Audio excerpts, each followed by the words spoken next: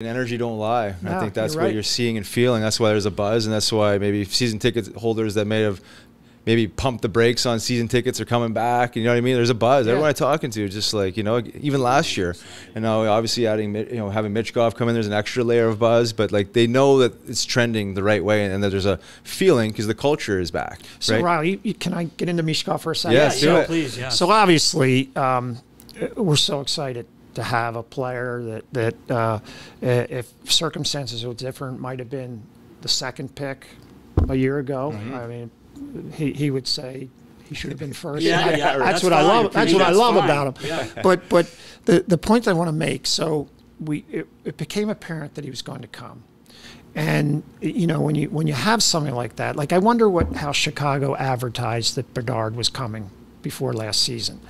We didn't look into that, but as a group, we got together, and the feeling was, yeah, we needed to capitalize from a marketing perspective, from a season ticket sales and other package sales on this young, hopefully phenom. Right. It's going to take time. Mm-hmm. But the way we did it was he was on a billboard, but he was standing behind our captain and our two alternate captains. Yes. Yeah. And the whole thing is, we're all a team. Yeah. And what I loved about observing this young man here, since he's been here, he likes it that way. Yeah, I love it. Yeah. I mean, he's like, I want to stay in the cup. But he's also, I'm part of a team. I'm paying my dues, and they're my leaders. Yes. That's what we wanted. That's amazing, and I did notice that, and the psychology that went into that is powerful because, well, there's probably a few different reasons. Like, you don't want to throw him out there to the wolves, right? Either, and just like lean the whole organizational success on this guy first year. But also, I think it just shows that, you know, obviously the city is excited for him. He's on a billboard right out of the gate without playing an NHL game, but he's not the front guy, and he's part of the team. I think it screams much bigger than what, you know, exactly. the way you just observe it on a billboard. Yeah. It's powerful. I think it helps and him out too. He's competitive as heck. He is. I hope you see it. Oh yeah. I mean, my gosh, and this watching Jet skate up and down, he can fly. So anyway. Yeah, but Michkov, just what I've observed from the social media stuff that you guys do is how he's carrying himself in the city, and obviously getting carted around all these different events, throwing pictures, this and that. But he seems to have an amazing attitude, like a mature. Yeah, I did see that. It was like a shot, but he put it right over the plate. Yeah, he did. Yeah, he did. No matter what, it was a strike. That's an athlete right there. Right? Sorry to interrupt, Ron. Sorry. No, I just love the way he's carrying himself. Yeah. Right. Yeah. I mean, I know the season hasn't officially started, but he seems to have a good sense of humor with like limited language and just. Have some fun. Seems like, yeah, just having fun with it, which I think is important versus maybe being a little too rigid with the pressure and, you know, working against you. So I'm excited. I mean, I know everyone else is too. So can I say like one plug for the hockey side and the business side? Sure. And it's a thank you to all the tens of thousands. Should I say millions of fans that watch you guys? Yeah, right. The millions. Yeah. The millions. that thank you. The response and people, like you said, who are coming back, who are buying a single ticket to a game or buying a package or interested in sponsoring. Thank you for sticking with us. Thank you for giving us time to rebuild or build, whatever you want to call it.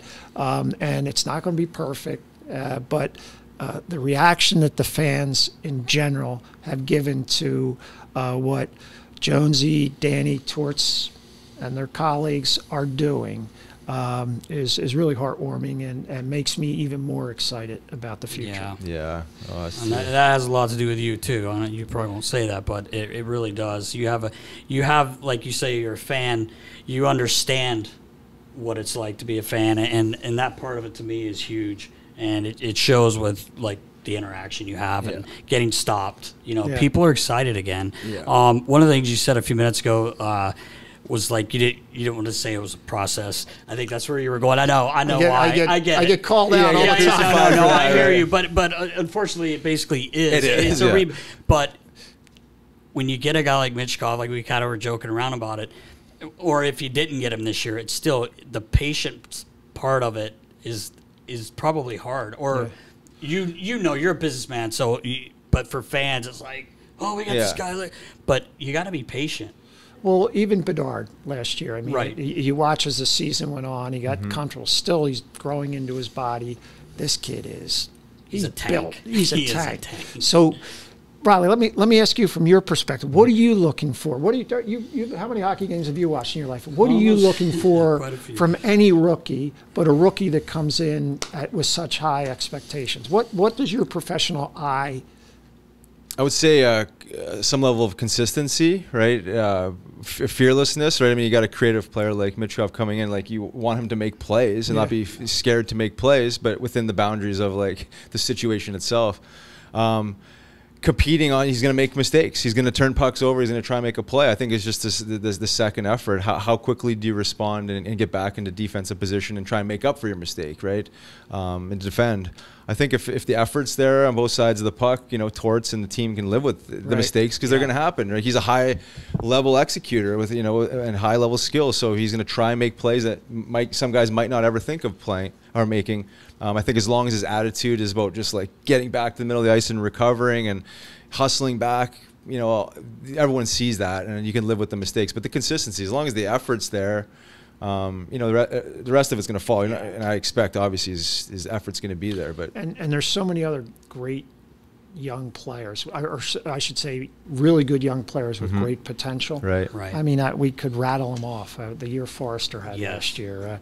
I'm so excited to see a healthy Jamie Drysdale and Yorkie, and I could go on and on. I don't want to leave anybody out, but but my point is, there's a group of them. Tippett. I mean, that are on the verge, and as long as they continue to work on their craft in a team concept, I think exciting days are coming. It's really exciting, and I'll just throw in with Matvei.